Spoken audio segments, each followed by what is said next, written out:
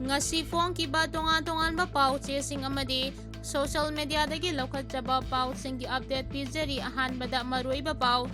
ZUFK na Kuki sing pochai yomlaga chatkinaba khangalakle karigumba chataba taragati nanthokpa ngamlaroidaba red chatharagani haina ZUFK na khangalakli Kuki jo leader singna soikhre lankhre hairabasu ngakpi bangamloi naga singbu tamthina halaga mahaki nupi singda thonglaga pizaba malem china lairiba makai Kuki gi phataba jeliangroi inpui singna ningsingduna leihauragani leipak amadi miyam gi punsi kanaba chapchana lebli haina ZUFK na phongdoragli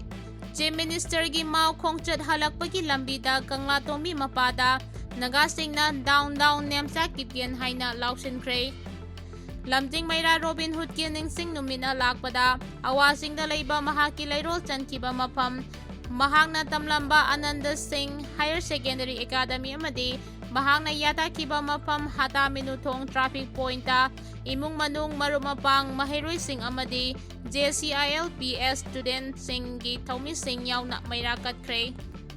Sisipurgi ngathal Kuki village sitki yum public na mai thakre Naga maitai na pulabadi nupilonba mayamdo kari amata tawba ngamloi mihat paphaba ngamdraga bazarda wistal pit khonglaga chali ikaidro aikhoi gi sumatam lakhigani aikhoi gi lakpada refugees Kuki sing wai sitpagumna sitokani haina social activist asanga sarna phongdorakre CM na lupa lakh pige haibadu pamde crore lay justice puthu haibani paisa piyu haibana te haina imai bel singna phongdorakre Chumna hingjaba maitei amasung naga sing Kuki singa yengnaba amata leite haina hengjang Kuki khulgi sipna phongdorakre Kanto sabalda blockade chathariba sigi mayokta changsilakpa khongjangi afafatagi daita laingang pugadabani haina Laimakong Area Protection Committee na phongdorakre Ukhrul District ki Nungsangkhong ki ambulance da laikhidaba AR personnel anigi mafamda state ki thakta ikai khumnab utkre Home Minister Govindas na steer lauduna security ki mifam pangthokre M2 amadi MDO na chathariba sis work strike hena kansilagani haina JSC na phongdorakre Ukhrul District Hospital onthokpa phibam amada leiramle nurse khakta natana doctor fawba mahusilaga thabak puraga leiramle hairi Haujik pau sandongna pizari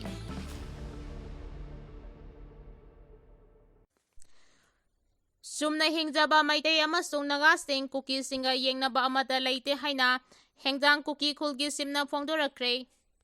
State asigi Kuki zo singna khundariba mafam singda pusilakpa pochai sing thingduna economic blockade chatharingai cherak asida Kangpokpi district ki laimakhongda leiba hengjang Kuki khulgi village se kelobhumna Kuki naga amasung maitai khudingmak yengnaba nate hairaduna matam sangna Kanglup sing asigi marakta ungkhanaba thokliba asida khamthengna wariba si Kanglup sing asigi mistam miyamni hairi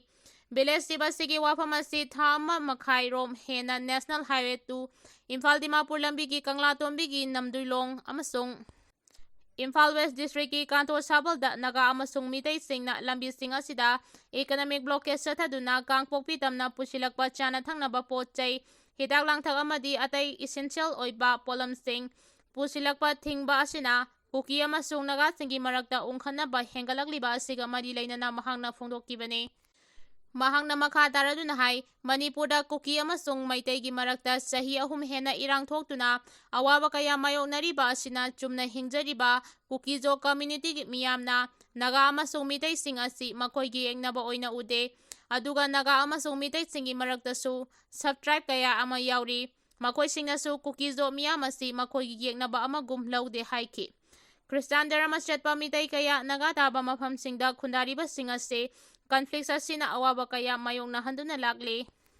makoi sing aduna Kuki gi mayokta khaglei khide haiki mahangna makhata na hai haudi Kanglup ki marakta thokliba ongkhanaba singase Kanglup singa sigi lusingba kharana to khaiba agenda singa loinana aikhoi maselgi marakta khaibung tana basinbane adubo Kuki Naga amasung maitei singi sumna hingjariba miyoi singnade santi leina hingba pami amade makhoina thamoi sengba astumba lusingba singi matung inba pami haiki Mahagi Henzang Kuki Kulgi Kunja Singna Leimakong Army Headquarter da Leiba Kendra Vidyalaya da Mahaitam Liba Mitay Naga Natraga Atay Community gi Mahairoi Singda School asida karakpa matamda apanba pikhiba leite amade School asida mahitamba karakpa mahiroi khudingmakta tekta kaidana satok sasin tauba yahangani haina phongdokladuna leimakong singmang asida makhal makha kayagi movement tauba singaste haudik sathariba economic blockade asi handoktriba phawba athingba laikhigani hairi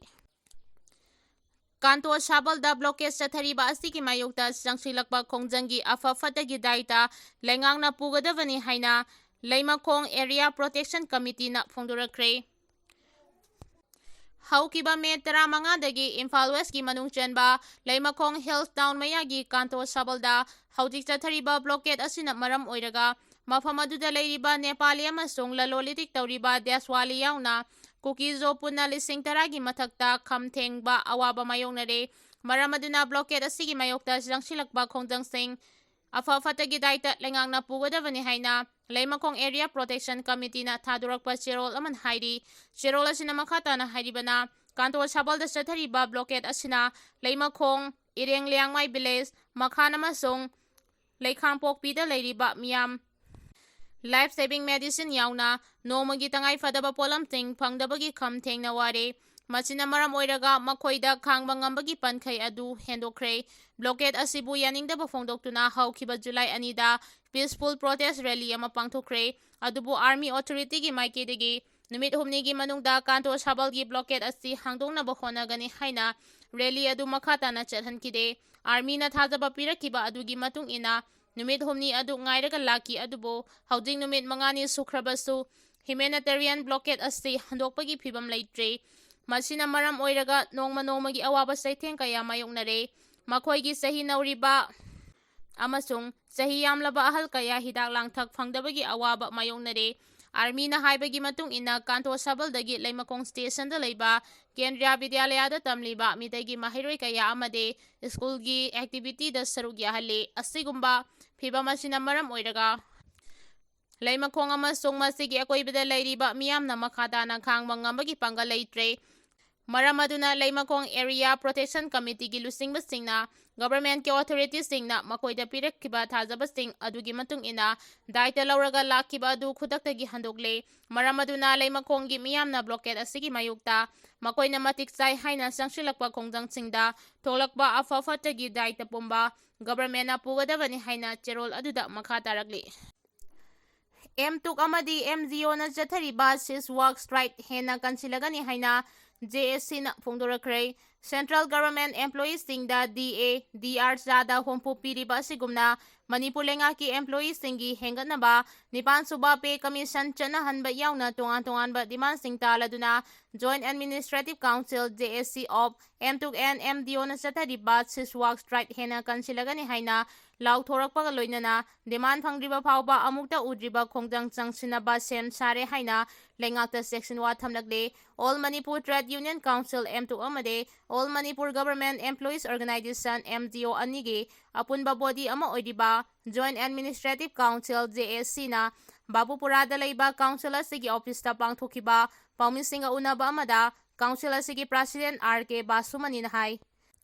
JSC asina lengakta taliba demand sing asigi manungda lengaki employees singi thabak tawbagi matam sangdokba hangduna leiriba lengaki department khudingmaki ahangba post lising yangkhai MPSC amade Manipur State Staff Selection Commission gi khuthangda lawduna mentionba kanglon chumna genuine contract ta thabak lawkiba employees sing regularization tawba pre 2026 pensioners family pensioners ki pension revision tawba general holiday oiba thangja numit sing natana makhata ba thangja numit sing working day oihankibagi order kaktuna chuti ohenba medical officer ayush grade 3 grade 4 gi service protection hinghanba haiba demand asi thabak oina onthokpinaba Manipur lengaka anirak hana unaduna wari sarabasu ngasi phawba thabak oina onthokpa udri haiki ꯃꯤꯌꯥꯝꯗꯒꯤ ꯁꯦꯜ ꯈꯥꯏꯕꯗ ꯆꯦꯟꯅꯕ ꯑꯃ ꯐꯥꯔꯦ꯫ ꯃꯤꯁꯅ ꯃꯤꯌꯥꯝꯗꯒꯤ ꯁꯦꯜ ꯈꯥꯏꯕꯗ ꯆꯦꯟꯅꯕꯅꯤ ꯍꯥꯏꯕ ꯏꯝꯐꯥꯜ ꯋꯦꯁtkꯤ ꯂꯝꯁꯥꯡ police ꯁ꯭ꯇꯦꯁꯟꯅ ꯀꯣꯟꯕ ꯇꯔꯦꯟꯄꯣꯛꯄꯤ ꯑꯋꯥꯡ ꯂꯩꯀꯥꯏꯗꯒꯤ ꯆꯍꯤ 18 ꯔꯣꯝ ꯁꯨꯔꯕ ꯅꯤꯡꯊꯧꯖꯝ ꯔꯣꯁꯟ ꯀꯧꯕ ꯃꯤꯑꯣꯏ ꯑꯃ ꯁꯦꯀ꯭ꯌꯨꯔꯤꯇꯤ ꯐꯣꯔꯁꯅ ꯐꯥꯒꯠꯄ ꯉꯝꯈ꯭ꯔꯦ꯫ ꯅꯥꯀꯜ ꯑꯃꯔꯣꯝꯗ ꯖꯤꯔꯤꯕꯥꯝ ꯗꯤꯁꯇ꯭ꯔꯤꯛꯀꯤ ꯖꯤꯔꯤꯕꯥꯝ ꯄꯨꯂꯤꯁ ꯁ꯭ꯇꯦꯁꯟꯅ ꯀꯣꯟꯕ ꯅꯨꯡꯀꯥꯜ ꯕ꯭ꯔꯤꯖꯀ ꯅꯛꯅꯅ ꯂꯩꯕ ꯃꯨꯂꯥꯒꯥꯎꯗꯒꯤ ꯆꯍꯤ 12 ꯔꯣꯝ ꯁꯨꯔꯕ ꯑꯦꯝ.ꯗꯤ. ꯑꯕꯗꯨꯜꯂꯥꯏ ꯍꯨꯁꯦꯟ ꯀꯧꯕ KNFꯀꯤ ꯑꯦꯛꯇꯤꯚ ꯀꯦꯗꯔ ꯑꯃ ꯁꯦꯀ꯭ꯌꯨꯔꯤꯇꯤ ꯐꯣꯔꯁꯅ ꯐꯥꯒꯠꯄ ꯉꯝꯈ꯭ꯔꯦ꯫ ꯍꯥꯏꯔꯤꯕ ꯃꯤꯑꯣꯏ ꯑꯁꯤ ꯃꯤꯁꯅ ꯃꯤꯌꯥꯝꯗꯒꯤ ꯂꯥꯟꯅ ꯁꯦꯜ ꯈꯥꯏꯕꯗ ꯆꯦꯟꯅꯕ ꯃꯤꯑꯣꯏ ꯑꯃꯅꯤ꯫ ꯃꯉꯣꯟꯗꯒꯤ ꯃꯦꯒꯥꯖꯤꯟꯒ ꯂꯣꯏꯅꯅ ꯀꯟꯇ꯭ꯔꯤ ꯃꯦꯗ .32 ꯄꯤꯁꯇꯣꯜ ꯑꯃ ꯑꯃꯁꯨꯡ ꯂꯥꯏꯐ ꯔꯥꯎꯟ 3 ꯐꯥꯒꯠꯄ ꯉꯝꯈꯤ ꯍꯥꯏꯔꯤ꯫